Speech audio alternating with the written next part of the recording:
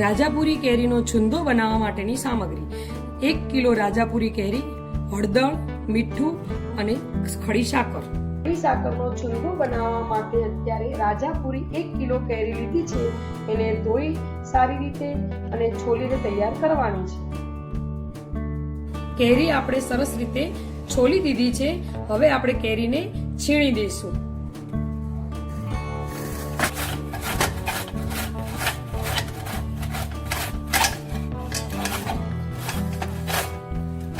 આપણે બંને કેરી છીણાઈ ગઈ છે અને સરસ મજાનું આપણું છીણ તૈયાર થઈ ગયું છે. હવે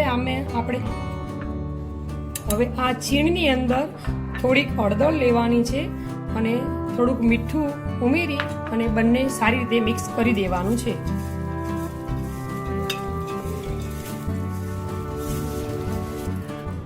છુંદો કરવા માટેનું છીણ આપણું રેડી થઈ ગયું છે. હવે આ ખડી સાકરને આપણે મિક્સરમાં ક્રશ કરીશું.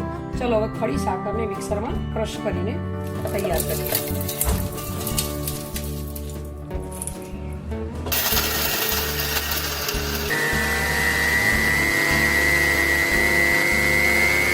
ખડી સાકર આપણે વાટીને તૈયાર કરી દીધી છે. હવે આપણે કેરીના જે છીણમાં આ ખડી સાકર મિક્સ કરવાની છે. 1 કિલો કેરી સામે 1 કિલો ખડી સાકર લીધેલી છે અને એ બધી આપણે મિક્સરમાં ક્રશ કરી દીધી છે.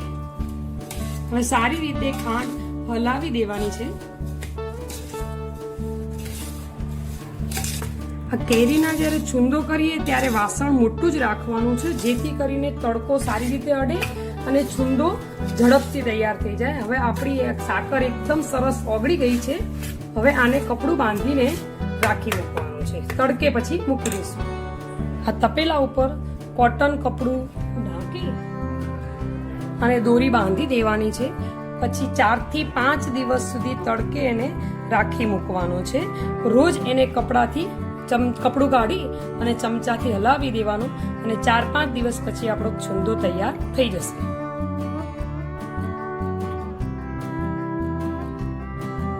આપણા છુંદાને 4 થી 5 દિવસ થઈ ગયા છે.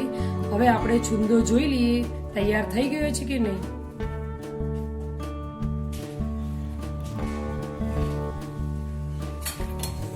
છુંદાને આપણે બરોબર હલાવી જોઈશું અને છુંદાની ચાસણી એકદમ સરસ તૈયાર થઈ ગઈ છે. હવે આપણે છુંદામાં મસાલો કરીશું. છુંદાના મસાલામાં મરચું, જીરું, તજ લવિંગ અને 2 ચમચી ઘી લીધું છે. ઘી ગરમ કરીશું. ધીમી આંચ ઉપર આપણે ઘી ગરમ કરીશું.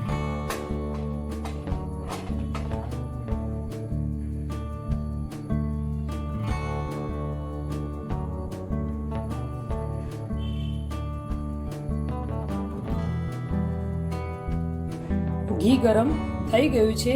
હવે એમાં 4 થી 5 નંગ લવિંગ અને તજના ટુકડા આપણે ઉમેરીશું.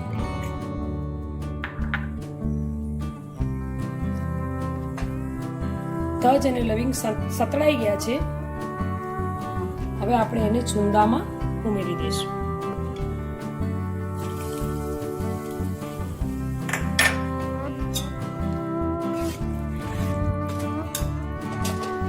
હવે એમાં મરચું એડ કરવાનું છે. મરચું આપણે એડ કરીશું.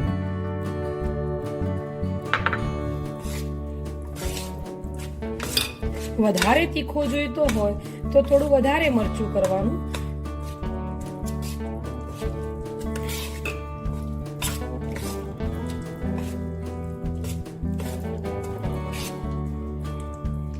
હવે આ સારી રીતે છુંદો આપણો મિક્સ થઈ ગયો છે. હવે ઉપરથી જીરું હાથમાં લઈ અને મસળીને જીરું અંદર કરવાનું છે.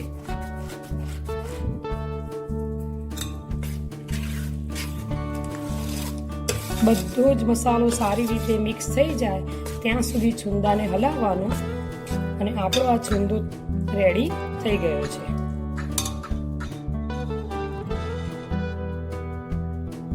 મસાલો તૈયાર થઈ જાય પછી અડધો કલાક તડકે રાખી અને બરણીમાં ભરી શકાય છે.